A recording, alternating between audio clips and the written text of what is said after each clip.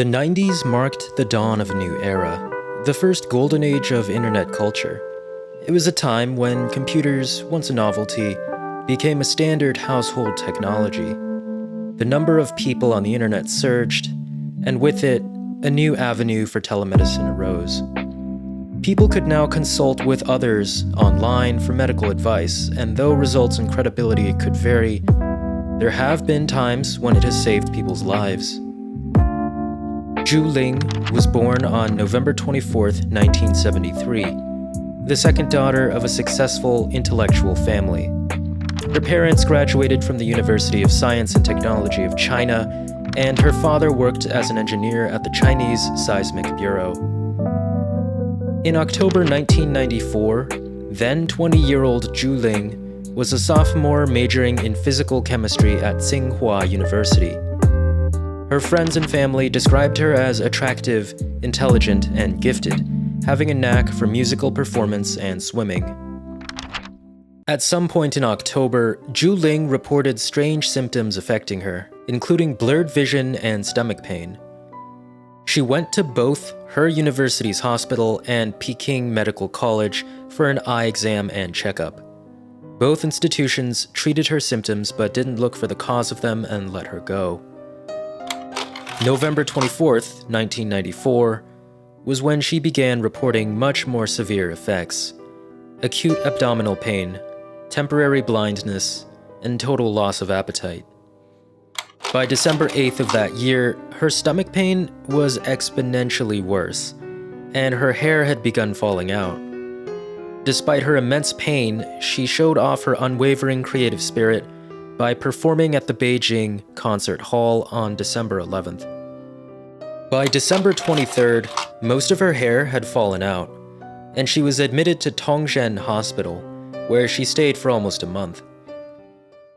Coincidentally, Tongzhen Hospital was an initial suspect for where the Chinese hospital haunting videos were filmed, which I covered in my analysis of it, so check out that video too if it's your cup of tea. During Zhu Ling's hospital stay, the doctors tested her for arsenic and mercury and found nothing out of the ordinary. Still unable to find the cause, they treated her with nutrition supplements and traditional Chinese medicine. This actually worked to a degree, and her symptoms improved. She left the hospital in good health and good spirits on January 23, 1995. But little did she know, it was about to get much worse. The next few weeks were the last blissful moments of the life she knew. On February 20th, she went back to university for the spring semester. Tragedy struck in no time at all. On February 27th, her debilitating symptoms came back. This time it was in her legs. By March 8th, her feet, calves, and thighs were in so much pain that she tried her best to not touch anything at all, much less walk. Furthermore, the pain was slowly making its way up her body, and she was beginning to feel it around her waist. On March 9th, her parents took her to a neurology specialist clinic at Peking Union Medical College Hospital, or PUMCH. The doctor who examined her wrote in the medical record, "Mentally clear and articulate, experiencing significant hair loss, limbs hurt by touching, redness at the fingertips and soles, which are not swollen but with elevated temperature, reduced sensation in the fingertips and below the knees, symmetric knee reflex, slow ankle reflex. Highly suspicious of heavy metal poisoning such as thallium or beryllium." He consulted with another doctor, and they concluded that it was probably arsenic or thallium poisoning.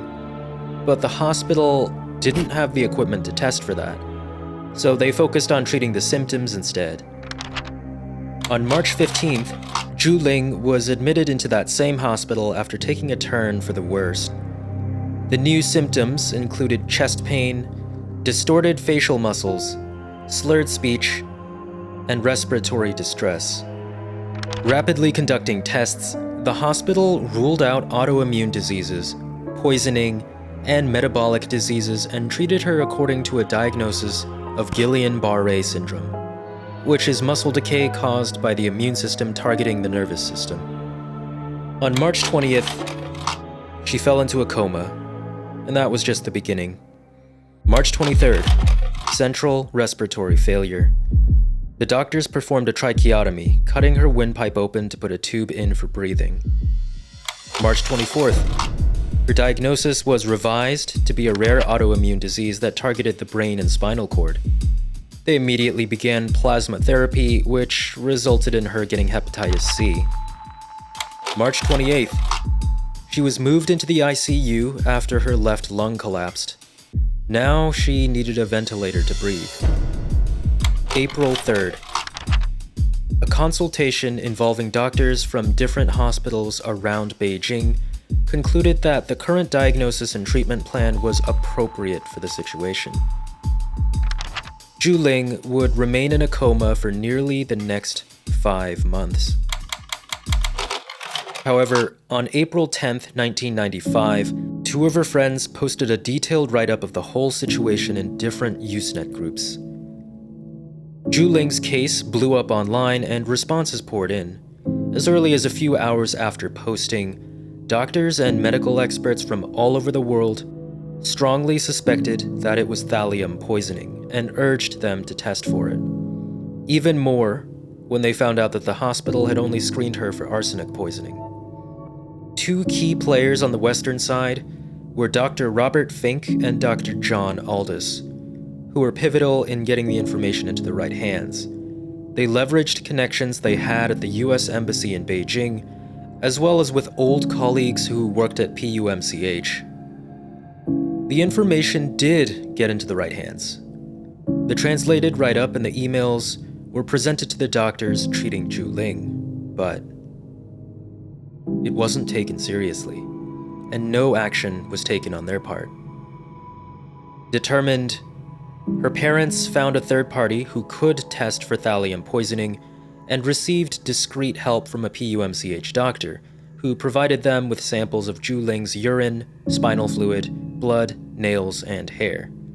It wasn't until May 3rd, 1995, that Zhu Ling's thallium poisoning was acknowledged, and her doctors began treating her with Prussian blue, a pigment that countered the effects of thallium poisoning.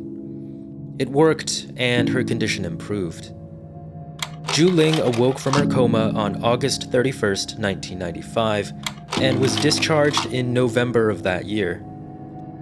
However, because of the wrong diagnoses and the delayed treatment, there were long-lasting consequences. She could barely speak, was nearly blind, and could no longer care for herself.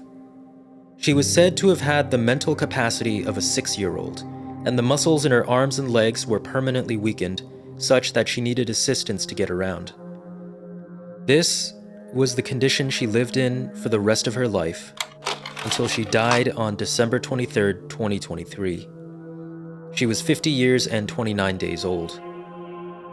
Her mind and spirit arguably died on March 20th, 1995, the day she slipped into that coma. She was 21 years, 3 months, and 26 days old at the time. No one deserved this. Without the internet, her treatment would have been delayed even further, or possibly not even considered. This case showed what worldwide interconnectivity could accomplish and paved an optimistic path for the future. But now that I've covered the internet part, let's dive into the mystery part. The 3 most apparent suspects were her roommates, Jin Ya, Wang Qi, and Sun Wei. The police thought so too, and investigated. Of the 3, only Sun Wei had official permission and access to the thallium supply at the university, likely from also being a chemistry student. But without a motive or any evidence, their hands were tied. A suspicion wasn't enough to go on. In 1997, a change in Chinese law gave police the authority to summon individuals for questioning without formal arrest, allowing up to 12 hours of interrogation. The police levied this authority on April 2nd, 1997, summoning Sun Wei and questioning her for 8 hours. During this time, she was pressured to sign a document acknowledging her status as a suspect. However, her family stepped in and brought her home. Despite suspicions that her familial connections hindered the investigation, authorities maintained that she was still the prime suspect, citing that she was researching the effects of thallium before Zhu Ling's symptoms first appeared. Even with that, the case was ultimately closed on August 25, 1998, and marked as unsolved. Adding to the suspicions, Sun Wei's former classmates alleged that she resented Zhu Ling after losing to her in a student election and described her as generally unpleasant. In 2005, Sun Wei publicly asserted her innocence in the poisoning case, claiming the police had cleared her of any wrongdoing and that she also wanted the perpetrator to be caught. Authorities, however, refuted this, maintaining that she was still a suspect. Sun Wei left China for the United States, having changed her name to Sun Xiyan and her birthday to October 12, 1973. In 2013, a petition demanding her deportation or arrest gained significant traction but ultimately proved fruitless. However, the popularity of this petition led to two developments in the case. Wang Yifeng, a former classmate of Zhu Ling, revealed that Sun Wei was not the only person with access to thallium. While making it no secret that Sun Wei was still the main suspect, Wang Yifeng shared that others could have been involved. A thallium solution meant for class demonstration was accessible to 7 people: 2 teachers, 3 graduate students, and 2 undergraduate students, including Sun Wei. Then, on September 26, 2013, Zhu Ling's family received a letter mailed to their home in China from Los Angeles, California. So I put this image into different translation programs and got varying results, so I'll just tell you the gist of it. This is not a direct translation. The anonymous writer claimed that Zhu Ling was responsible for her own poisoning due to her disruptive and inconsiderate behavior toward her dorm mates. Having been pushed to the brink, the dorm members collectively decided to poison her in a desperate attempt to remove her from the dormitory, but they also made it clear that they didn't intend for the poison to have such a disastrous effect. The letter cited a similar case in Los Angeles where a man was acquitted of murder after killing his noisy neighbors, suggesting that Zhu Ling's attackers were justified. I believe the case they're referring to is Andy Tsay's killing of Daniel Cazares Gomez in 1998, but the details are vague, so it's up in the air. The letter also blamed Zhu Ling's parents for not acknowledging her faults and said that her condition resulted from negative karma.